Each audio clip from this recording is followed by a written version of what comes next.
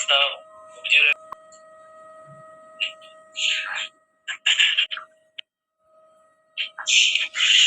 Good morning students. जैसे कि आपको पता है कि हम एयर पैसेज वे के हवाले से डिस्कस कर रहे हैं कि किस तरह से एयर पैसेज वे एक्सटर्नल नॉस्ट्रल से लेके और अल्वेओलाई तक पहुंचता है। तो उस हवाले से जैसे हमने कल भी जैसे थोड़ा बहुत पढ़ा था, आज थोड़ी सी एक उसकी सीरीजदार सीक्वेंस देखेंगे। नेक्स्ट पेज पे हम आते हैं सीरीजदार सीक्वेंस वेरी सिंपल इलस्ट्रेशन की सूरत में कि सबसे पहले pathway of air external nostril से जैसे एयर एंटर होती है, उसके बाद nasal cavity, you know very well nasal cavity. कभी कभार ऐसे भी होता है नेजल कैविटी से जैसे फेरेंक्स में एयर आती है, जो नॉर्मल बात है। कभी कभार ऐसे भी होता है जैसे एक फिजिकल एक्सरसाइज, एक स्टर्नस एक्सरसाइज है, तो जैसे हम मुंह के जरिए भी जैसे बड़े बड़े सांस ले रहे होते हैं, जैसे सिंपल वर्ड्स में लेमैन्स लैंग्वेज में मुंह के जरिए सांस लेना। तो यदि ओरल कैविटी से भी जैसे जो एयर अगर है वो भी फेरेंक्स के अंदर आती है, वो भी फेरेंक्स के अंदर। यहाँ भी जैसे थोड़ा सा कि नेजल कैविटी के बाद फेरेंक्स है, या और ओरल कैविटी से भी एयर जो फेरेंक्स जाएगी। फेरेंक्स के बाद देन लैरिंक्स है, लैरिंक्स और voice box, then trachea, trachea के बाद प्राइमरी ब्रांकाई, दो प्राइमरी ब्रांकाई जो लंग्स में एंटर होते हैं, you know very well, right lung के लेफ्ट लंग में एंटर होते हैं जाके। और then secondary bronchi, secondary bronchi के बाद टर्शियरी ब्रांकाई। अब सारी चीजें याद करने की है, क्रैमिंग की है, मेमोराइजेशन की है, जो यकीनन आप याद करेंगे। उसके बाद ब्रांक्यूल्स है, ब्रांक्यूल के बाद टर्मिनल ब्रांक्यूल, यानी और भी जिस तरह से ऐसा ऐसा डायमीटर इनकी थिकनेस वो छोटी होती जाती है। टर्मिनल ब्रांक्यूल, ब्रांक्यूल के बाद टर्मिनल ब्रांक्यूल, देन रेस्पिरेटरी ब्रांक्यूल, उसके बाद अल्वेलर डक्ट, अल्वेलर डक्ट के बाद अल्वेलर सैक, और फाइनली अल्वेलाई, जहां पे एक्चुअल गैस एक्सचेंज का अमल होता है। ठीक है, each alveolar duct opens into 5 to 6 alveolar sacs into which cluster of alveoli open। जैसे अभी नेक्स्ट इलस्ट्रेशन में आते हैं, हर एक अल्वेलर डक्ट, अगर हम यहाँ पे सीरीज में देखें कि ये ट्रैकिया और विंड पाइप है, उसके बाद प्राइमरी ब्रांकस है, ये हर एक राइट और लेफ्ट लंग के अंदर प्राइमरी ब्रांकस, उसके बाद सेकेंडरी ब्रांकस जिसका मेडिकल टर्मिनोलॉजी में, बायोलॉजिकल टर्मिनोलॉजी में लोबर ब्रांक्यूल ब्रांकस कहते हैं। उसके बाद सेगमेंटल ब्रांकस, नेक्स्ट जैसे टर्शियरी ब्रांकस कहते हैं, जैसे primary bronchus, secondary bronchus, tertiary bronchus. उसके बाद next number 4 that is the ब्रांक्यूल।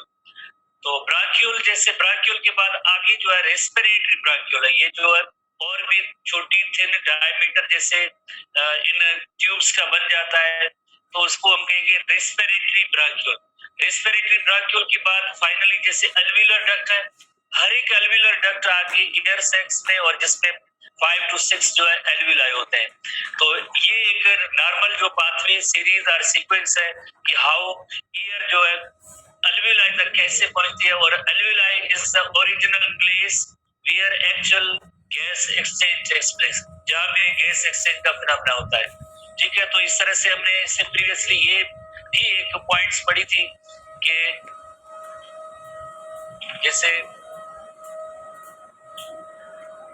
ये भी टोकन टाइप के थोड़े से सवाल है। जैसे प्राइमरी ब्रांकस के बाद जो है सेकेंडरी ब्रांकस, राइट लंग के अंदर 3 सेकेंडरी ब्रांकस होते हैं, और लेफ्ट लंग के अंदर जैसे लेफ्ट लंग के अंदर 2 सेकेंडरी ब्रांकाई होते हैं, सेकेंडरी ब्रांकाई होते हैं। उसके बाद जैसे टर्शियरी ब्रांकाई होते हैं, टर्शियरी ब्रांकाई के बाद ब्रांक्यूल होते हैं, और ब्रांक्यूल के बाद जैसे ब्रांक्यूल के बाद देन रेस्पिरेटरी ब्रांक्यूल है, उसके बाद अल्वेलर डक्ट है, अल्वेलर डक्ट के बाद अल्वेलर सैक, और फाइनली जैसे अल्वेलाई होते हैं जहां पे एक्चुअल गैस एक्सचेंज होती है।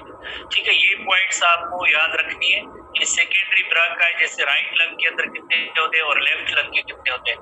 ठीक है, इस तरह के जो थोड़े से टोकन टाइप के सवाल है, इनको भी आप ज़हन में रखेंगे। उसके बाद जैसे हमारे बुक के अंदर इतनी ज्यादा डिस्क्रिप्शन उस टॉपिक की नहीं है, बट जैसे कल भी कुछ स्टूडेंट्स जैसे पूछ रहे थे कि व्हाट इज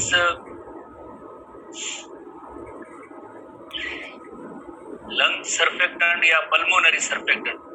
पल्मोनरी सर्फेक्टेंट किससे कहते हैं? तो पल्मोनरी सर्फेक्टेंट पे हम आते हैं कि पल्मोनरी सर्फेक्टेंट का क्या रोल होता है।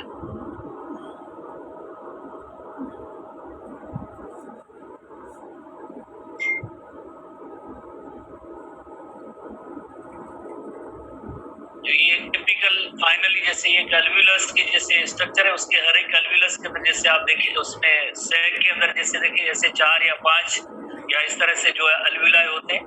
तो जिस तरह से फाइनल पॉइंट यही होती है जहाँ पे एक्चुअल गैस एक्सचेंज होती है।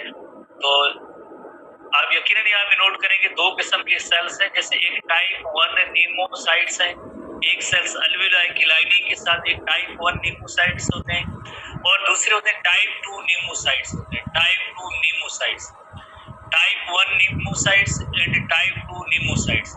टाइप 1 जो होते हैं ये फेगोसाइट्स प्रोड्यूस करते हैं, फेगोसाइट्स, और यकीनन जैसे आपको पता है कि इनका रोल एक डिफेंस सिस्टम के हवाले से होता है, इम्यूनिटी के हवाले से होता है।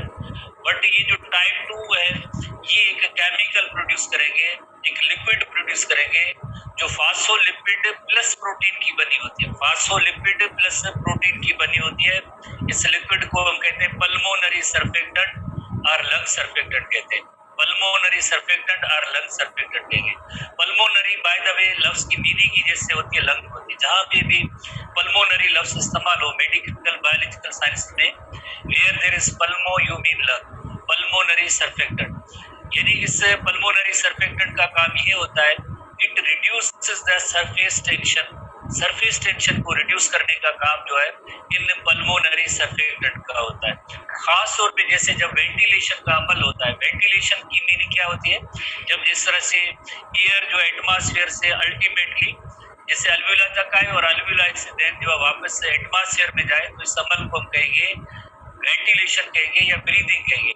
तो जिस तरह से खास तौर पे जब एक्सपायरेशन का अमल हो या जिस तरह से यहाँ से एयर जब बाहर जाए, तो ऐसे ना हो कि ये जो है अल्विलाय जो रप्चर हो जाए, ऐसे ना हो कि अल्विलाय रप्चर हो जाए। उनको रप्चर या डैमेज हो जाए, डिस्ट्रॉय हो जाए, या डैमेज या डिस्ट्रॉय कैसे हो सकते हैं, जब ये एक दूसरे के साथ मिल जाए या नैरो हो जाएंगे, तो यकीनन क्या होगा कि देन जो है गैस एक्सचेंज का फिनोमेना यहाँ पे नहीं हो सकता है।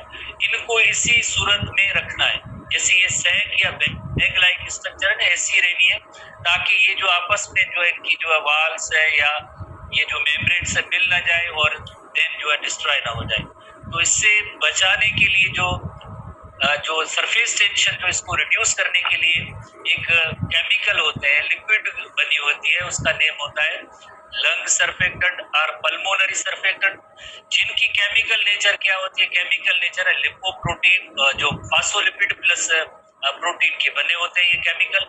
तो जैसे अगर आपने फर्स्ट ईयर के हवाले से अगर थोड़ा बहुत पढ़ा हो चैप्टर 2 के अंदर, जैसे एसटीबी के अंदर है जो भी जैसे फास्फोलिपिड मॉलिक्यूल होते हैं ना, जैसे उसमें एक फास्फेट ग्रुप होता है और यहाँ पे एक ग्लाइसरॉल होता है और यहाँ पे 2 फैटी एसिड्स होते हैं, 2 फैटी एसिड्स के मॉलिक्यूल होते हैं, 2 fatty acid glycerol phospholipid molecule जैसे आपको पता है कि हाइड्रोफिलिक होता है या हाइड्रोफोबिक होता है। अगर आप थोड़ा सा टाइप करें कि फास्फेट ग्रुप हाइड्रोफिलिक है या हाइड्रोफोबिक इन नेचर है, हाइड्रोफिलिक है या हाइड्रोफोबिक इन नेचर है हाइड्रोफिलिक इन नेचर और hydrophobic in nature, hydrophilic in nature exactly phospholipid phosphate group है, हाइड्रोफिलिक इन नेचर है, हाइड्रोफिलिक इन नेचर है। हाइड्रोफिलिक का मतलब है वाटर लविंग इन नेचर है, और जो फैटी एसिड है ये हाइड्रोफोबिक इन नेचर है, हाइड्रोफोबिक इन नेचर है यानी वाटर हेटिंग और वाटर रिपेलिंग है।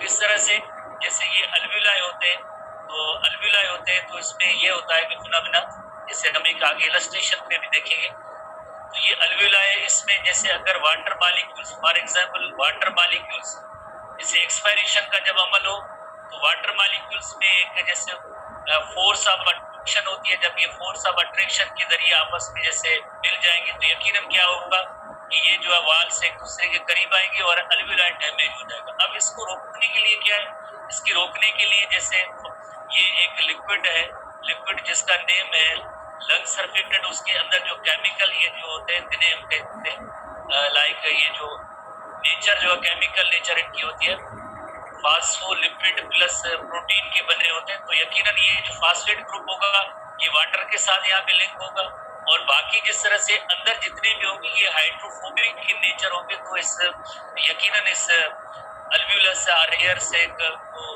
अल्व्यूलस और एयर सैक को आपस में मिलने ये नहीं देंगे, डिस्ट्रॉय होने नहीं देंगे। तो ये मैकेनिज्म होती है कि सरफेस टेंशन रिड्यूस करती है। ये एक फ्लूइड और लिक्विड है, जिससे कहते हैं पल्मोनरी सरफेक्टेंट। इलस्ट्रेशन पे भी आते हैं, ठीक है। जैसे एक स्टूडेंट कल शायद कोई मैंने देखा था कि पूछ रहे थे, तो 10 उसने जैसे टाइप किए थे कि अल्वियोलाई रप्चर क्यों नहीं होते, अल्वियोलाई रप्चर क्यों नहीं होते। अल्वियोलाई इस वजह से रप्चर नहीं होते, ठीक है। पता नहीं टेक्स्ट बुक में तो इतना बड़ा उसका जो सवाल नहीं है, बट सिर्फ एक ही पॉइंट है कि जिस तरह से टाइप 2 सेल्स होते हैं, जो टाइप 2 सेल्स होते हैं वो एक लिक्विड सीक्रेट करते हैं, जैसे टाइप 2 हीमोसाइट्स जो होते हैं they secrete surfactant mixture of lipid, जो फास्फोलिपिड होते हैं इन प्रोटीन के बने होते हैं, which helps to prevent the alveolus from collapse. Collapse का मतलब होता है कि जैसे इनकी वाल्स आपस में मिल जाएंगी कंप्लीटली एंड स्टिकिंग शट, यानी आपस में उनको जुड़ने नहीं देंगे। And air moves out of the lungs during expiration, जब भी एक्सपायरेशन का अमल होगा तो यानी ये आपस में स्टिक ना हो जाए, तो इसे कहते हैं अल्वियोलाई जो है, अल्वियोलाई क्या कहेंगे हम, कोलैप्स कह सकते हैं उसको। तो देखिए ये इसके अंदर एक फ्लूइड विद सरफेक्टेंट जो मौजूद है, it reduces the surface tension and prevents the sides of alveolus from sticking to each other. ये अल्वियोलस की दोनों साइड्स अगर एक दूसरे के साथ स्टिक हो जाए तो हम कहेंगे कि ये अल्वियोलस जो है अब जो ये काम की अब नहीं रही, बिकॉज इसके अंदर अब एयर नहीं आती है, तो उसे कहते हैं कोलैप्स होना। अगर ये दोनों स्टिक हो जाए तो ये कोलैप्स हो जाएगी। कोलैप्स से कौन बचाता है, कोलैप्स से बचाता है वो एक लंग सरफेक्टेंट, पल्मोनरी सरफेक्टेंट जिन्हें हम कहते हैं, जैसे ये पल्मोनरी सरफेक्टेंट जो कौन प्रोड्यूस करता है, टाइप 2 करते हैं। तो थोड़ी सी और भी डिस्क्रिप्शन है, pulmonary surfactant reduces the surface tension in the alveoli, as alveoli expand with gas intake the surfactant becomes more spread out of across the moist alveolar lining।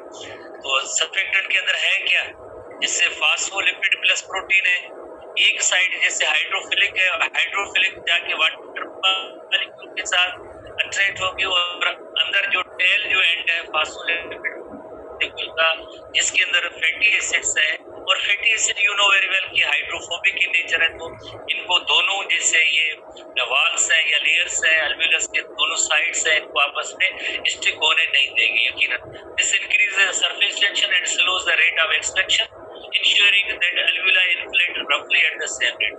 जैसे ये सारा किस तरह से फिनोमेना होता है हम और इलस्ट्रेशन में देखते हैं। फॉर एग्जांपल एक ऐसी, जैसे अगर हम एग्जांपल लें कि विदाउट सरफेक्टेंट है, अगर पल्मोनरी सरफेक्टेंट नहीं है, तो जितने भी जैसे वाटर मॉलिक्यूल्स है, जैसे ये वाटर मॉलिक्यूल्स है अट्रैक्टिंग फोर्स इनके दरमियान मौजूद है, क्रिएट हाई सरफेस टेंशन। जब हाई सरफेस टेंशन ये क्रिएट करेंगे तो अंदर सारे अल्वियोलस के जो दोनों साइड्स हैं ये स्टिक हो जाएगी, तो देन जो है अंदर जो है गैस एयर का आना और देन गैस एक्सचेंज होना ये पॉसिबल नहीं होता है। बट जब तो क्या होता है, जैसे देखिए ये वाटर मॉलिक्यूल है और ये जो मॉलिक्यूल है this is called as surfactant, इसके अंदर फास्फोलिपिड प्लस प्रोटीन के बने होते हैं। तो ये देखिए ये फास्फेट ग्रुप है जाके वाटर के साथ बाइंड होगा, और उनका जो ये टेल एंड है जिसके अंदर जो है यकीनन जो फैटी एसिड है एक दूसरे को रिपेल करते हैं, तो ये स्पेस यकीनन बड़ा होता है, तो सरफेस टेंशन इनकी रिड्यूस हो जाती है। और इस वजह से जब भी एक्सपायरेशन होती है, यानी अल्वियोलस के अंदर जैसे एयर जब बाहर जाती है तो ये दोनों वाल्स आपस में नहीं मिलती है। क्यों नहीं मिलती है, वाई, बिकॉज ऑफ इस प्रॉपर्टी की वजह से, लंग सरफेक्टेंट की प्रॉपर्टी की वजह से। जो कुछ ऐसे बच्चे होते हैं पैदाइशी जिनमें ऐसे लंग सरफेक्टेंट और पल्मोनरी सरफेक्टेंट की जैसे यकीनन उसमें किसी डिसऑर्डर की वजह से कमी होती है, तो देन उनके लंग्स जो है कोलैप्स हो जाते हैं, ब्रीदिंग उनके लिए मुश्किल हो जाती है। न्यूनेटल या जो बच्चे जो पैदा होते हैं एकदम उनके अंदर ऐसा डिसऑर्डर किन होता है, ठीक है। तो ये हमारा इतना ज्यादा काम नहीं है। तो it reduces the surface tension allowing lesser pressure to maintain the alveoli, और alveolar surface tension generated by the surface tension of water within the lungs. तो यदि ये सरफेस टेंशन है उसको रिड्यूस करते हैं। सरफेक्टेंट कोई और भी डिस्क्रिप्शन है, जैसे देखिए it is a chemical that lowers the surface tension. किस तरह से, जैसे आप देखिए ये फास्फेट ग्रुप है और फैटी एसिड है, तो फास्फेट ग्रुप होंगी वो वाटर के साथ भले जैसे बाइंड हो, बट बाकी जैसे अगर आप देखेंगे कि उनकी जो अंदर की जो एंड्स है। फास्फेट ग्रुप जो है वाटर के साथ जैसे भले लिंक हो या बाइंड हो, बट अंदर जितने भी होंगे ये सब फैटी एसिड होगी। तो इस तरह से जो है वो जो अल्वियोलस की जो स्ट्रक्चर होती है वो ही मेंटेन रहेगी, कोलैप्स नहीं होंगे, एक दूसरे के साथ नहीं मिलेंगे। तो इस तरह से मैंने आपको कहते हैं कि लंग सर्फेक्टेंट का भी एक इम्पोर्टेंट रोल है। केमिस्ट्री के अंदर शायद सरफेस टेंशन का टॉपिक होता है, आई थिंक है या नहीं मुझे रहमान साहब, केमिस्ट्री के अंदर है सरफेस टेंशन, शायद वाटर की सरफेस टेंशन, यकीनन थोड़ी सी नहीं होगी आपने, वही सरफेस टेंशन या इस तरह से होती है कि जो सरफेस पे जो है वाटर मॉलिक्यूल जब बहुत ज्यादा यहाँ पे एक दूसरे के साथ लिंक हो तो ये उसमें एक tension generate as compared to जैसे surface tension molecule surface form stronger bond, ये स्ट्रॉन्गर बॉन्ड बनाते हैं, उससे टेंशन को हम जैसे कहेंगे सरफेस टेंशन। बट जैसे सर्फेक्टेंट लंग सर्फेक्टेंट मौजूद है तो आप जैसे देखें ये फास्फेट ग्रुप वाटर के साथ जैसे बाइंड हुआ है, और जिस तरह से अंदर जो है फैटी एसिड है तो ये रिपल्शन करेंगे वाटर के साथ, तो यकीनन अंदर ये स्पेस ऐसा मेंटेन होता है। ये अल्वियोलस है और इसे हम कहेंगे कि अल्वियोलस के अंदर जैसे काफी हमने डिस्क्रिप्शन में ये डिस्कस किया है, तो यकीनन जैसे आप समझ गए होंगे कि व्हाट इज पल्मोनरी सर्फेक्टेंट और लंग सर्फेक्टेंट और इसका रोल क्या है, किस तरह से सरफेस टेंशन को रिड्यूस करते हैं। ये केमिकल नेचर ही होती है कि किस तरह का केमिकल है, उसके बाद ही इसका जैसे फिनोमेना आपको समझ जाएगा। और कोलैप्स किसे कहते हैं, जब पल्मोनरी जो अल्वियोलाई किस तरह से कोलैप्स होते हैं, उसका मतलब ये मिल गई, इनको आपस में वाल्स को मिलने से कौन रोक रहा है, ये लंग सर्फेक्टेंट है क्या है, आखिरकार इसमें कैसी खास बात है, बिकॉज इसकी केमिकल कंपोजिशन है हाइड्रोफिलिक एंड वाटर के साथ और हाइड्रोफोबिक एंड है वो एक दूसरे को रिपेल करने इनसाइड होते हैं, तो वो इस स्ट्रक्चर मेंटेन करते हैं। ठीक है, उसके बाद जैसे हम नेक्स्ट आप हेडिंग में आते हैं, आई थिंक आप काफी सारी चीजें आपकी क्लियर हो गई होंगी। तो अल्वियोलर डक्ट एंड अल्वियोलाई हो गए, उसके बाद जैसे एक्सटर्नल स्ट्रक्चर ऑफ लंग्स हमारे बुक के अंदर है, लंग्स की किस तरह की स्ट्रक्चर होती है, external structure of the lungs, ATB book के अंदर external structure of the lungs page number 8 पे एटीबी बुक के अंदर आप आएंगे, पेज नंबर 8 पे external structure of the lungs, principal organs of respiration, ये यू नो वेरी वेल कैसे आप सबको पता है कि लंग्स के जरिए जिस तरह से रेस्पिरेशन का ये अमल होता है। Each lung is conical in shape with its base resting on the diaphragm and its apex to a point just above the clavicle। जिसे आप फर्स्ट ईयर की खास तौर पे स्टूडेंट्स हो गए तो उनको क्लेविकल की नॉलेज शायद नहीं हो, जो हाफ एंट्री के स्टूडेंट है उनको ये नॉलेज नहीं होती है कि व्हाट इज क्लेविकल। बाकी जिस तरह से इंटर क्लास के हैं या जो फुल एंट्री के उनको यकीन नॉलेज है। क्लेविकल क्या है, टाइप करें जस्ट, बोन है, क्लेविकल बोन है। ये जो सिंगल बोन जो है यहाँ पे एक सिंगल बोन जो सिलेंड्रिकल जो बिल्कुल बोन है जो आगे जिस तरह से आर्म की पेक्टोरल ग्रिडल के साथ जिस तरह से लिंक होते हैं स्कैपुला और देन उसके साथ ये आर्म अटैच होती है, single bone is called clavicle. इस बोन को हम कहते हैं क्लेविकल बोन। जैसे एक राइट साइड पे क्लेविकल बोन है और दूसरे लेफ्ट साइड की क्लेविकल बोन है, तो जैसे ये क्लेविकल बोन की बात हो रही है। apex extends up to a point just above the clavicle। तो जिस तरह से कोनिकल शेप, किस तरह से कोनिकल हमेशा कोन लाइक जैसे स्ट्रक्चर उससे कहते हैं कोनिकल इन नेचर। तो जैसे यहाँ पे वेरी क्लियर है कि ये डायफ्रेम है, ये डायफ्रेम है, एक इसका जो वाइडर पार्ट होता है, वाइडर पार्ट जो होता है वो डायफ्रेम के साथ होता है, और जो टिप होती है जैसे अपेक्स आर टिप है, तो अपेक्स आर टिप जो है वो यहाँ पे यकीनन जो क्लेविकल पॉइंट लगता है। ठीक है, तो इस वजह से हम इन्हें कहेंगे लंग्स आर जो है कोनिकल इन नेचर। कोनिकल की मीनिंग होती है जैसे बेस जो है जिनका वाइड हो और टिप या अपेक्स एक नैरो होती है, तो इसे हम कहते हैं कोनिकल स्ट्रक्चर कहते हैं। ओवरऑल हर लंग जो है उसकी जो शेप है बाय द वे वो होती है कोनिकल शेप होती है, conical shape with its base resting on the diaphragm. जैसे डायफ्राम में इस पे बेस है और जो इसकी टिप होगी वो टिप कहाँ पे होगी, up to the extend just above the clavicle। Right and left lungs are separated medially by heart and mediastinum। जैसे अगर नेक्स्ट इलस्ट्रेशन में आते हैं, एक mediastinum एक टर्म है, जनरल टर्म है mediastinum। जैसे यहाँ पे दोनों लंग्स के दरमियान जैसे हार्ट भी होती है और एक टर्म है mediastinum। central compartment of thoracic cavity surrounded by loose connective tissue is called as media stem. illustration में भी आते हैं the central compartment of thoracic cavity. chest cavity के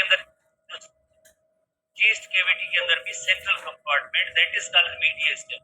यानी जैसे राइट और लेफ्ट लंग को है, राइट और लेफ्ट, एक राइट साइड लंग है, दूसरा लेफ्ट साइड लंग है, बट इनको सेपरेट कौन कर रहा है? सेपरेट अंदर जैसे यकीनन एक कंपार्टमेंट बीच में मौजूद है. हार्ट भी दोनों लंग्स के दरमियान की स्पेस में आती है, तो राइट लंग और लेफ्ट लंग दोनों एक दूसरे से सेपरेटेड है. इस तरह से हार्ट भी है और एक चैम्बर भी है. सिंपल लफ्जों में हम जैसे बात करें कि मीडिया स्टेम जो जैसे बायोलॉजिकल टर्म है, मेडिकल टर्म है, बट सिंपली हम इसे कहेंगे यहाँ पे कंपार्टमेंट है, गैप है, स्पेस है, कैविटी थोड़ी सी बनी हुई है जिसका नेम है मीडियल स्टेम. और इसकी वजह से राइट और लेफ्ट लंग एक दूसरे से अलग अलग होते हैं. जैसे हम हार्ट के बारे में पढ़ते जब कि right side of the heart और left side of the heart एक दूसरे से कैसे सेपरेट है, जैसे हम सेपरेशन के हवाले से नोट करते हैं, वहां पे एक पार्टीशन है जिसे कहते हैं सेप्टम कहते हैं. बट यहाँ पे क्या मौजूद है? राइट एंड लेफ्ट लंग के अंदर जैसे बीच में हार्ट का भी जैसे पार्ट आ जाता है, एज वेल एज इस तरह से लोकेशन है, प्लस में एक चैम्बर है that is called media stem. इसकी वजह से right and left side of the left lungs जो एक दूसरे से अलग है. Which is the area between the lungs. Media stem क्या है? जो area between the lungs, right lung और लेफ्ट लंग के दरमियान, राइट लंग और लेफ्ट लंग के दरमियान जो एरिया होता है उसे कहते हैं मीडिया स्टेम कहते हैं. Media which is the area between the lungs. The lungs has two lobes. जैसे एक लेफ्ट लोब होती है, एक होती है राइट लोब होती है. जैसे ये लेफ्ट लंग जनरली जिसे कहते हैं और एक राइट लंग. तो इसकी जैसे पहचान क्या होती है राइट और लेफ्ट की? उसमें जैसे जो राइट साइड का जो लोब है या लंग है उसके अंदर तीन जो उसकी फर्दर जो डिवीजन होती है, एक सुपीरियर लोब होती है, मिडिल लोब होती है और इंफीरियर लोब होती है. राइट लंग के अंदर सुपीरियर, मिडिल एंड इंफीरियर, और लेफ्ट लंग जो होगा उसके अंदर एक दो होंगी लोब्स आगे, एक जैसे सुपीरियर होगी और दूसरी इंफीरियर होगी. The lungs has two lobes. हर एक लंग के अंदर जैसे दो लोब्स है, superior lobe and inferior lobe. किसमें?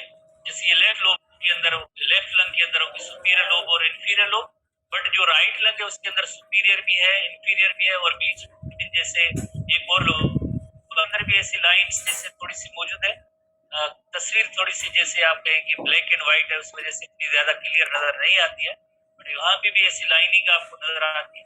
जैसे ये जो लोब जो मिडिल लोब कहलाती है, बाकी ये सुपीरियर लोब और ये इंफीरियर लोब, और इसके अंदर जैसे सुपीरियर लोब है और इंफीरियर लोब है, दो लोब है. तो ये थोड़ी से लाइक टोपिक टाइप के सवाल है जिनको आप नोट करेंगे, अब थोड़ा सा नेक्स्ट आते हैं. Left lung has shares space with the heart. Right lung has three lobes.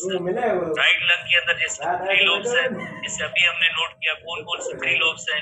जैसे एक सुपीरियर लोब है, एक मिडिल लोब है और एक इंफीरियर लोब है.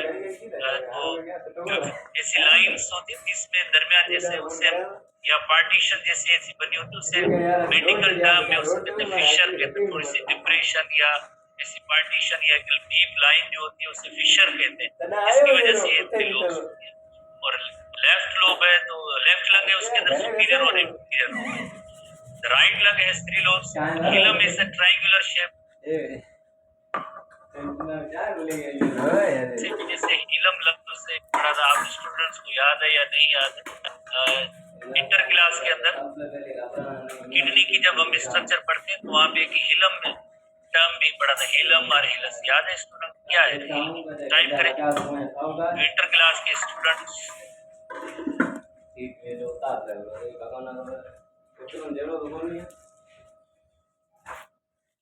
हाँ जी, space of the point where blood vessels enter or leave the kidney. Point वो यकीनन डिप्रेशन है, but point where blood vessels enter और लीव द किडनी उसे कहते हैं रीनल हिलस कहते हैं. तो हिलस एक जनरल टर्म है, टेक्निकल टर्म है, ब्रॉडर टर्म है, जनरली इस्तेमाल होता रहता है. तो hilum is a triangular shape depression. Actually depression के लिए लफ्ज इस्तेमाल होता है. आप मतलब where blood vessels and airways pass into the lungs, वही बात हो गई. ये पॉइंट किडनी के हवाले से जैसे हमने बात की थी, किडनी इस तरह से वीन शेप है, तो ये जो डिप्रेशन होती है उसे जिसे हम कहते हैं हिलम कहते हैं. तो इसी हिलम के पॉइंट पे जैसे ब्लड वेसल्स इंटर भी होती है और यहाँ से जो है बाहर भी आती है। तो यानी यही हिलम क्या है, हिलम इज एक्चुअली डिप्रेशन है।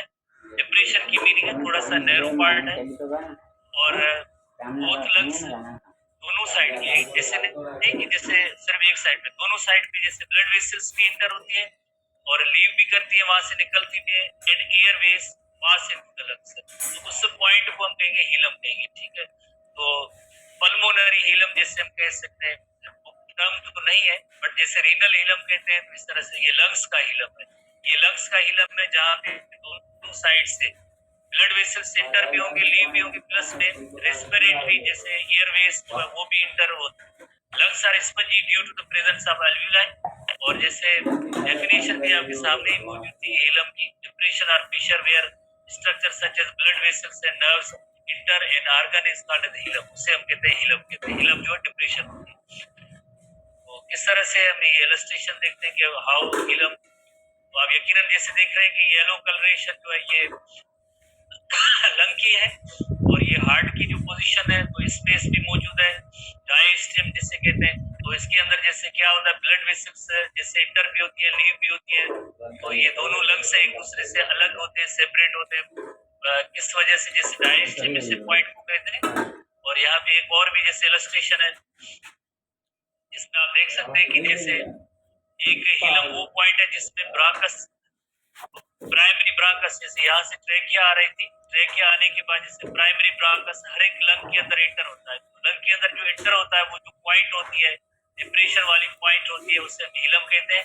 तो यहाँ पे जैसे आप देखिए ब्रांकस इंटर हुआ, right lung, left lung, plus में आप जैसे देखिए ब्लड वेसल्स भी यहाँ से इंटर भी होती है, जैसे ये ब्लड वेसल्स इंटर हो रही है, इसी पॉइंट से ब्लड वेसल्स इंटर हो रही है और इस पॉइंट से ब्लड वेसल यहाँ से लंग से बाहर जा रही है, ये लंग से ब्लड वेसल्स बाहर जा रही है और ये ब्लड वेसल्स इंटर हो रही है और प्लस में ब्रांकस इंटर हो रहे हैं। तो इस पॉइंट को कहेंगे, this point is called as hilum, इस पॉइंट को कहेंगे हिलम।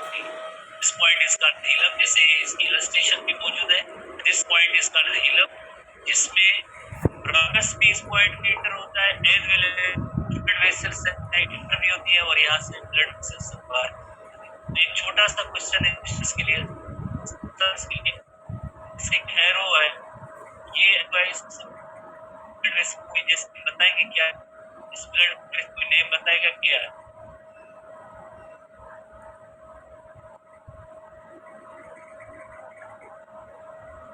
पल्मोनरी, पल्मोनरी आर्टरी है, ये पल्मोनरी आर्टरी होगी जो इंटर हो रही है और यहाँ से जो बाहर जा रही है ये पल्मोनरी वेन है। पल्मो लफ्ज की मीनिंग ही जैसे होती है pulmo, where there is pulmo you mean love, जहाँ पे बायोलॉजिकल साइंस में पल्मो लफ्ज इस्तेमाल होता है उसकी मीनिंग है। तो पल्मोनरी आर्टरी इंटर हो रही है, पल्मोनरी वेन यकीनन हार्ट इस लंग से बाहर करें। अगेन एक छोटा सा सवाल है सबसे, सब स्टूडेंट्स है कि इसमें जो ऑक्सीजनेटेड ब्लड होगा या डी ऑक्सीजनेटेड ब्लड, टाइप करें। हाँ जी, पल्मोनरी आर्टरी के अंदर डी ऑक्सीजनेटेड ब्लड होता है, पल्मोनरी वेन जो होती है उसमें ऑक्सीजनेटेड ब्लड होता है। बिल्कुल स्टूडेंट्स के पास नॉलेज है, बिल्कुल नॉलेज है। तो इसी तरह से जो हमने हीलम पॉइंट सीखा, कौन सी पॉइंट सीखी है? हीलम इज द पॉइंट जहाँ पे जैसे ब्रांकस भी, हर साइड का ब्रांकस भी इंटर होता है, प्लस में ब्लड वेसल से इंटर भी होती है, ब्लड वेसल यहाँ से निकलती है, तो इस पॉइंट को हम कहते हैं हीलम कहते हैं। This point is called as hilum. ठीक है, अब हम नेक्स्ट आते हैं। काफी सारी जो आपने डिस्कशन की है एक्सेल स्ट्रक्चर्स ऑफ लंग्स के हवाले से, और उसके बाद जैसे हम नेक्स्ट आते हैं मैकेनिज्म ऑफ ब्रीथिंग, जिसे हम वेंटिलेशन कहते हैं, इस पे आते हैं मैकेनिज्म ऑफ ब्रीथिंग पे। अच्छा, मोर ओवर जैसे जो प्रोटेक्शन है, थोड़ी सी ब्रीथिंग मैकेनिज्म में जाने से पहले थोड़ी सी एसटीबी बुक के अंदर भी पॉइंट है, एसटीबी बुक है सिंध टेक्स्ट बुक बोर्ड, उसके हवाले से भी एक दो क्वेश्चंस मौजूद है। इस तरह से जो लंग्स होते हैं ना, उनके बाहर जो कवरिंग है, लंग्स के बाहर कवरिंग और मेम्ब्रेन होती है जिसका नेम होता है प्लूरा। लंग्स के बाहर जो कवरिंग और मेम्ब्रेन है जिसका नेम होता है प्लूरा होता है, और ऐसी दो प्लूरल मेम्ब्रेन्स होती है, दो प्लूरल मेम्ब्रेन्स होती है, और दोनों प्लूरल मेम्ब्रेन्स के दरमियान जो स्पेस होता है या गैप होता है उसे कहते हैं प्लूरल कैविटी कहते हैं। और प्लूरल कैविटी के अंदर फ्लूइड होती है जिसे हम कहेंगे प्लूरल फ्लूइड। इस तरह से लफ्ज pleuro, pleura, pleura, pleura note करेंगे। जैसे हर एक मेम्ब्रेन को हम कहेंगे each membrane is called as pleural membrane. Cover जो है मेम्ब्रेन और कवर, लंग्स के बाहर जो कवरिंग मौजूद है उसे हम कहेंगे प्लूरा कहेंगे। बट इनकी तादाद कितनी है? जैसे तादाद 2 है। एक है पेराइटल प्लूरा, जो में नहीं है, नेम्स नहीं, याद करने की जरूरत नहीं है। आउटर वन होती है जो उसे हम कहते हैं पेराइटल प्लूरा, और जो इनर वन होती है उसे विसरल प्लूरा कहते हैं, विसरल प्लूरा। इन दोनों के दरमियान एक स्पेस होगा उसे हम कहेंगे plural cavity. Pleural cavity, cavity लफ्ज की मीनिंग है जैसे गैप और स्पेस है, और ये यकीनन एक फ्लूइड से भरा होगा, ये स्पेस फ्लूइड से भरा होगा, और इस फ्लूइड का नेम होता है pleural fluid. This fluid is called pleural fluid. इस फ्लूइड का नेम है प्लूरल फ्लूइड है, और यकीनन जैसे प्लूरल फ्लूइड एक लुब्रिकेंट के तौर पे काम करती है,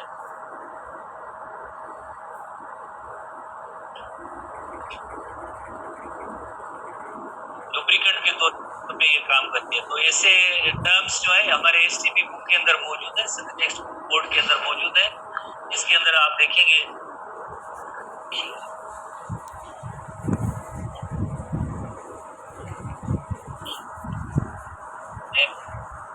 एसटीपी बुक के पॉइंट्स हैं, 2 प्लूरल मेम्ब्रेन्स और उनके दरमियान जो स्पेस और गैप है that is pleural cavity. Pleural cavity के अंदर फ्लूइड है that is called as pleural fluid simply. ठीक है, उसके बाद नेक्स्ट हम आते हैं लंग्स की प्रोटेक्शन किस तरह से है। ये बहुत इंपॉर्टेंट क्वेश्चन है जो आगे हमें थोड़ी मैकेनिज्म, ब्रीदिंग मैकेनिज्म समझने में मदद देगा। लंग्स की प्रोटेक्शन इस तरह से है जैसे आप चेस्ट कैविटी और थोरेसिक कैविटी, जैसे हमारे बिल्कुल सेंटर पे एक सिंगल बोन है, जहाँ 12 पेयर्स ऑफ रिब्स, जैसे 12 पेयर्स ऑफ रिब्स और सेंटर पे एक बोन है जिसे हम कहते हैं स्टर्नम। तो ये overall rib cage and sternum जैसे हमें बोलते हैं थोरेसिक कैविटी के अंदर, तो ये सिंगल बोन है, this single bone is called sternum. और इसी तरह से आप देखेंगे कि जैसे ये रिब्स भी है, सेमी सर्कुलर बोन्स है, रिब्स है, जिनकी तादाद होती है 12 पेयर्स ऑफ रिब्स है। स्टर्नम एंड रिब्स मिलकर क्या बनाते हैं? रिब केज, जनरली हम कहते हैं रिब केज, उससे हम कहते हैं रिब केज कहते हैं। तो यकीनन जैसे कि बैक साइड पे क्या है, बैक साइड पे वर्टिब्रल कॉलम है, क्योंकि ये जो रिब्स वाली बोन्स है ये बैक साइड पे जाके, बैक साइड पे कर्व करके जाके हमारे वर्टिब्रल कॉलम की जो बोन्स है उनके साथ जाके अटैच होती है। तो ओवरऑल क्या होता है, ओवरऑल एक केज लाइक स्ट्रक्चर बनती है, और ये केज किस मकसद के लिए होता है? सिर्फ 2 ऑर्गन्स को प्रोटेक्ट करने के लिए। कौन से 2 ऑर्गन्स? इस रिब केज एंड स्टर्नम के अंदर एक लंग्स होते हैं और दूसरी हार्ट होती है, उनको प्रोटेक्ट करने के लिए नेचर की तरफ से एक प्रोटेक्शन है। इससे बॉडीली स्ट्रक्चर तो है ही, बट ये जो एक मेन मकसद पर्पस ये होता है कि इनके अंदर वेरी इंपॉर्टेंट ऑर्गन्स मौजूद है, हार्ट एंड लंग्स, उनकी प्रोटेक्शन के लिए रिब केज एंड स्टर्नम होता है। स्टर्नम तो जस्ट एक सिंगल बोन है, और रिब्स की तादाद होती है 12 पेयर्स होती है, रिब्स जिनकी तादाद 12 पेयर्स है, और स्टर्नम जैसे एक सिंगल और 1 बोन है।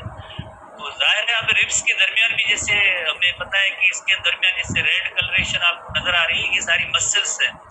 मसल्स नथिंग बट जैसे हम गोश्त कहते हैं, सिंपली हम गोश्त कहते हैं। अगर किसी ने जैसे एनिमल का जैसे गोश्त देखा होगा, जब रिब्स को ऐसे कट किया जाता है तो उनके दरमियान भी एक तरह से गोश्त होता है। जैसे गोश्त या मसल्स उसमें है क्या, उन मसल्स के नेम क्या है? उन मसल्स का नेम होता है इंटरकोस्टल मसल्स। मसल्स का नेम क्या है? गोश्त के लिए कौन सा नेम यूज होगा? Intercostal muscles. और इंटरकोस्टल मसल्स 2 किस्म की होती हैं, एक होती है एक्सटर्नल इंटरकोस्टल मसल और दूसरी होती है इंटरनल इंटरकोस्टल मसल्स। जैसे ओवरऑल जो है इंटरकोस्टल मसल्स ये टर्म है, बट एक होती है एक्सटर्नल होती है और दूसरी होती है इंटरनल होती है। जैसे एक एक्सटर्नल मसल्स है, एक्सटर्नल इंटरकोस्टल मसल्स, दूसरी इसके अंदर जो है इंटरनल इंटरकोस्टल मसल। यही इलस्ट्रेशन, लार्ज इलस्ट्रेशन जैसे आप देखें, एक जैसे इंटरनल इंटरकोस्टल मसल्स है और दूसरी जो है एक्सटर्नल इंटरकोस्टल मसल्स है। जैसे internal intercostal muscles, external intercostal muscles. ठीक है, ये एक्सटर्नल इंटरकोस्टल मसल्स हुए और ये इंटरनल इंटरकोस्टल मसल्स। ये रिब एक रिब है और ये दूसरी रिब है, दोनों रिब्स के दरमियान मसल्स है। अगेन एक बड़ी तस्वीर, जैसे ये एक्सटर्नल इंटरकोस्टल मसल्स है और ये जो मसल्स है इन्हें हम कहते हैं इंटरनल इंटरकोस्टल मसल। इन मसल्स को हम कहते हैं इंटरनल इंटरकोस्टल मसल, और ये रिब है और ये दूसरी रिब्स है। 2 रिब्स के दरमियान जैसे मसल्स मौजूद है और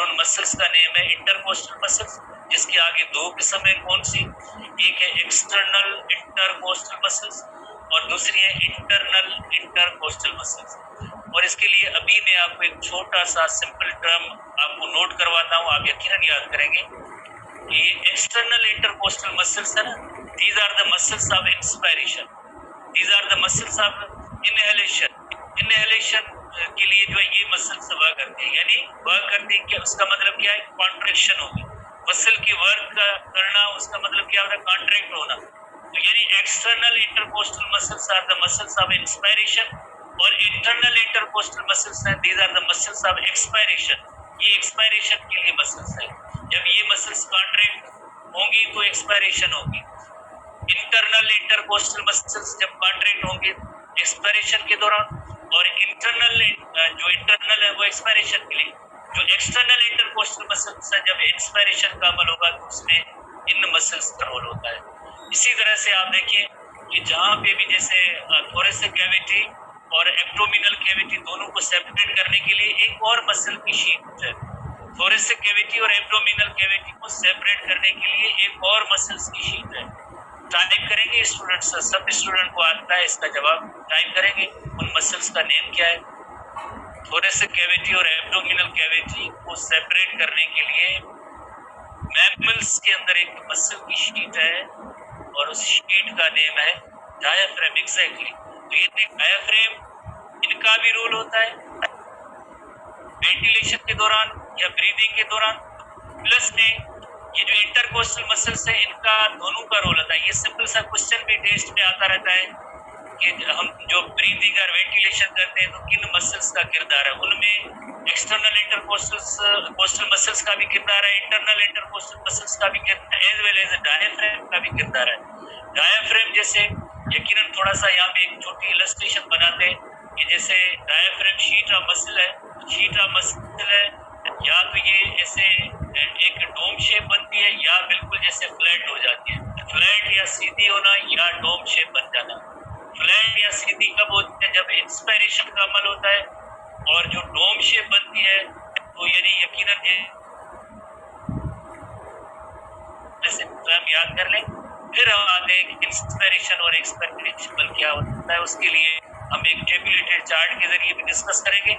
वेरी सिंपल सा क्वेश्चन है और आसानी से समझ सकते हैं, बट उसके लिए शर्त ये है कि आपको इन मसल्स के नेम याद होने चाहिए और सिंपली कि लाइक कौन सी मसल्स है इंस्पायरेशन के दौरान कॉन्ट्रैक्ट होंगे, कौन सी मसल्स है वो एक्सपायरेशन के दौरान कॉन्ट्रैक्ट होंगे। कॉन्ट्रैक्ट होने का मकसद क्या होता है, कॉन्ट्रैक्ट होने का मकसद ये होता है कि जैसे जब इंस्पायरेशन होती है तो ये rib cage moves upward and outward, rib cage moves upward and outward. Upward की मीनिंग होती है और आउट जैसे बड़ी हो जाए, अपवर्ड भी हो जाए, ओवरऑल का क्या होगा, अंदर volume of thoracic cavity, volume of thoracic cavity large होगा, बड़ा होगा, ज्यादा होगा, जिसकी वजह से क्या होगी, एयर जो है एटमॉस्फेयर से लंग्स की तरफ आती है। हमें इस तरह से अपनी चॉइस से ब्रीथ करने की जरूरत ही नहीं होती है, इस तरह से खुद ब खुद हो जाती है। तो जब ये जाहिर है जब ये अपवर्ड और आउटवर्ड क्यों होगी, बिकॉज कौन सी मसल्स की कॉन्ट्रैक्शन की वजह से। टाइप करेंगे स्टूडेंट्स, टाइप करेंगे कौन सी मसल्स है। एक्सटर्नल इंटरकोस्टल मसल्स, बिकॉज हम इंस्पायरेशन कर रहे होते हैं। इंस्पायरेशन के दौरान rib cage moves upward and outward, तो यकीनन जिस तरह से volume of thoracic cavity increase हुआ वही तो इंस्पायरेशन का अमल होता है। और इसी तरह से ये आगे इलस्ट्रेशन में भी आते हैं, बहरहाल अब हम आते हैं जैसे वेंटिलेशन की फिनोमेना पे, जैसे हम यहाँ पे भी देखते हैं किस तरह से हमारे जो लंग्स और हार्ट जो प्रोटेक्टेड है, ये इंटरकोस्टल मसल्स है, रिब्स के दरमियान इंटरकोस्टल मसल्स है, ये रिब है और ये यकीनन जो है स्टर्नम है। जेठानंद साहब कह रहे हैं कि डायग्राम आपने अच्छी लगाई है, आज बिल्कुल समझ में आ गया। जेठानंद साहब कह रहे हैं, मुजीर रहमान साहब भी कह रहे हैं कि आज अच्छी ये जो है इलस्ट्रेशन है, हम समझ गए कि रिब की जेठानंद वाले भी समझ गए। थैंक यू मुजीर रहमान साहब।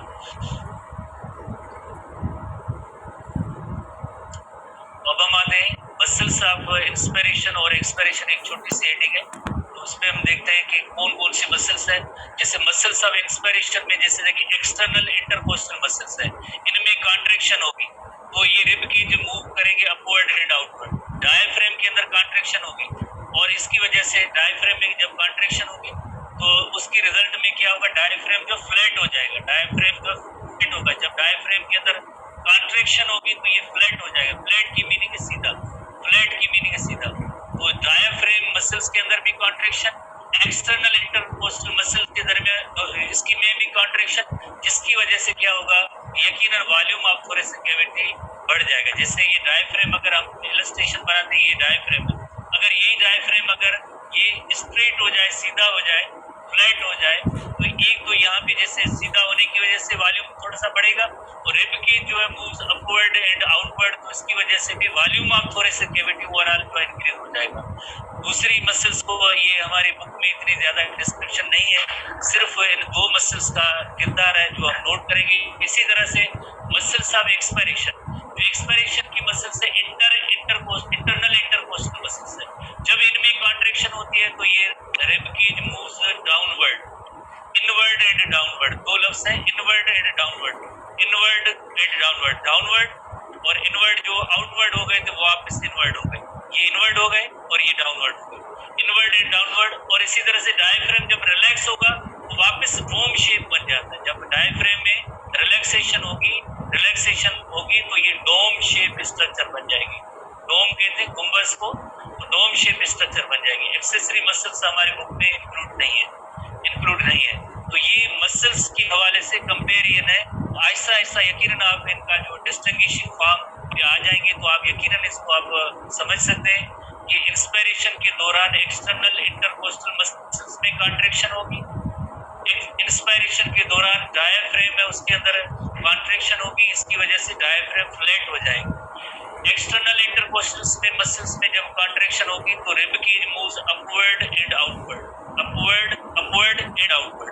इसी तरह से ये जो मसल्स है एक्सपिरेशन की मसल्स है जिन्हें हम कहते हैं इंटरनल इंटरकोस्टल मसल्स है, इनमें जब कॉन्ट्रैक्शन होगी तो rib cage moves downward and inward. इस वजह से वॉल्यूम ऑफ थोरेसिक कैविटी यहाँ से भी कम हो सकता है। नंबर 2, डायफ्रेम में जब कॉन्ट्रैक्शन होगी रिलैक्सेशन होगी तो उसके रिजल्ट में डायफ्रेम में रिलैक्सेशन होगी तो वापस ये डोम शेप बन जाएगा तो भी वॉल्यूम ऑफ थोरेसिक कैविटी कम होता है। तो ये 2 पॉइंट्स मसल्स के हवाले से वेरी इंपॉर्टेंट क्वेश्चन है। बाकी अदर फंक्शन है, सॉरी, अगर हम इसका एक टेबुलेटेड चार्ट बना लें कि किस तरह से जो है इंस्पिरेशन या एक्सपिरेशन का अमल होता है, तो यहाँ पे टेबुलेटेड चार्ट आज नजर नहीं आ रहा है, पर यहाँ पे हम बना लेते हैं टेबुलेटेड चार्ट कि इंस्पिरेशन और एक्सपिरेशन के अंदर क्या होता है।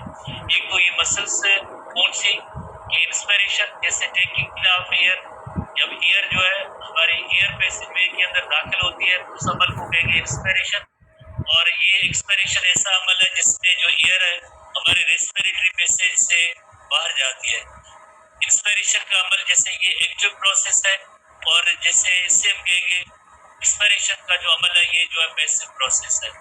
इसमें इंस्पिरेशन के अंदर क्या होता है, इंस्पिरेशन के दौरान जैसे रिब केज एंड स्टर्नम क्या होता है, मूव्स आउटवर्ड एंड आउटवर्ड।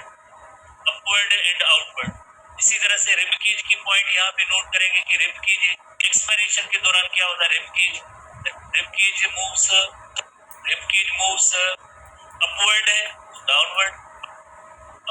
तो डाउनवर्ड, आउटवर्ड तो इनवर्ड।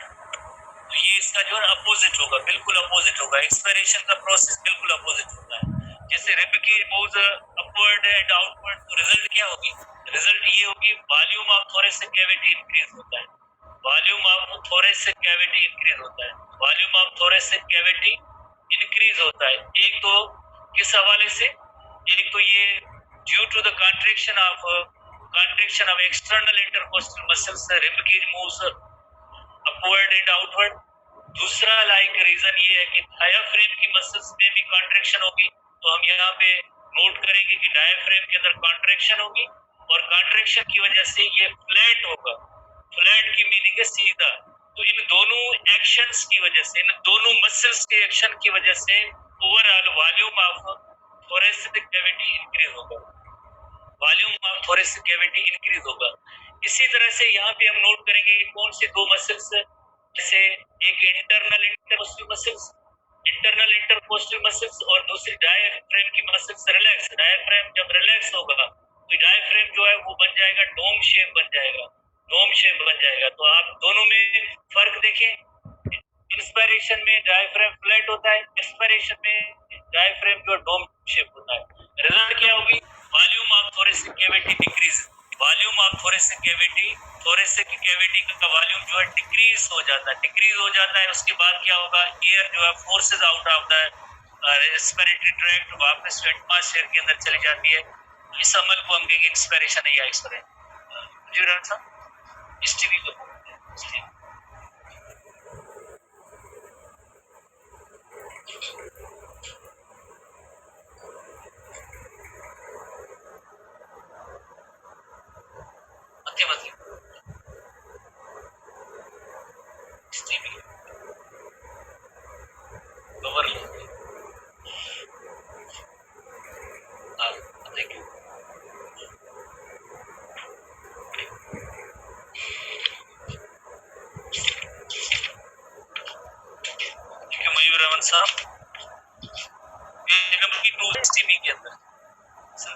बोर्ड के अंदर 320 पे एसटीबी बुक के अंदर अगर आपके पास बुक हो, सिंध टेक्स्ट बुक बोर्ड का बुक है 320, ठीक है, एसटीबी 320 पेज पे एक्सपायरेशन है और 319 पे इंस्पिरेशन है।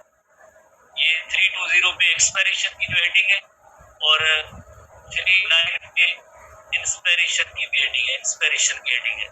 तो इंस्पायर मैकेनिज्म ऑफ ब्रीदिंग इसमें जैसे बहुत अच्छा बताया गया है, बिल्कुल इसी टेबुलेटेड चार्ट के अकॉर्डिंगली है। अगर आप पॉइंट्स को देखें तो इंस्पिरेशन में देखें process of taking in of air is energy consuming process. Energy consuming process कौन सा होगा? यकीनन हम सकेंगे एक्टिव प्रोसेस है। In which volume of thoracic cavity increase, volume of thoracic cavity increase होता है। क्यों होता है? व्हाई?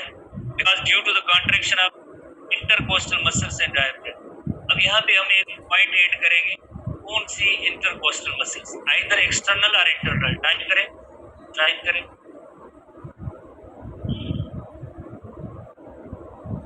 एक्सटर्नल इंटरकोस्टल मसल्स में कॉन्ट्रैक्शन होगी। अच्छा, उस वक्त अगर हम आपसे सवाल है कि नजर हो जाए, उस वक्त इंटरनल जो इंटरकोस्टल मसल्स होती है वो किस पोजीशन में होती है?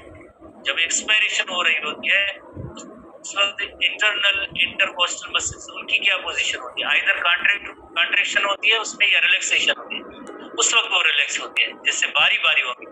जिस वक्त एक्सटर्नल इंटरकोस्टल मसल्स में जैसे कॉन्ट्रैक्शन होती है तो उस वक्त इंटरनल इंटरकोस्टल मसल्स रिलैक्स होंगी। जैसे अगर हम इंस्पिरेशन में नोट करें ना कि भाई इंटरनल इंटरकोस्टल मसल्स है, उनका क्या होता है? Internal intercostal muscles, internal intercostal muscles उस वक्त रिलैक्स होती है और एक्सटर्नल इंटरकोस्टल मसल्स कॉन्ट्रैक्ट होते हैं। तो इसी तरह से अगर यहाँ पे हम कंपेयर करें, इंटरनल इंटरकोस्टल मसल्स कॉन्ट्रैक्ट होती है, इस एक्सपायरेशन के दौरान एक्सटर्नल इंटरकोस्टल मसल्स है ये रिलैक्स होती है। दोनों एक दूसरे के अपोजिट और अल्टरनेट है, अपोजिट और अल्टरनेट है।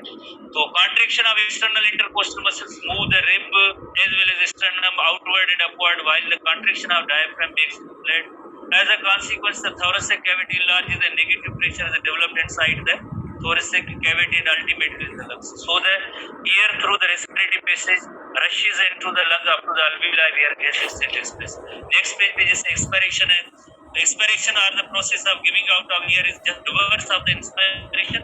Passive process है which takes place due to the increased pressure on in thoracic cavity as well as lungs caused by the relaxation of external intercostal muscles and contraction of internal intercostal muscles which move ribs as well as sternum inward and downward. Similarly, the diaphragm also relaxes, which makes it dome shape, thus reducing the volume of thoracic cavity. As a consequence, the lungs are compressed So the air along the water vapors is exhaled out through the respiratory passage। इस तरह से inspiration और expiration की points हैं। खास तौर पे ये मसल्स का क्वेश्चन बहुत इंपॉर्टेंट होगा, जिसको आप यकीनन नोट करेंगे। और आज के दिन के हवाले से हम इतना ही डिस्कस करेंगे।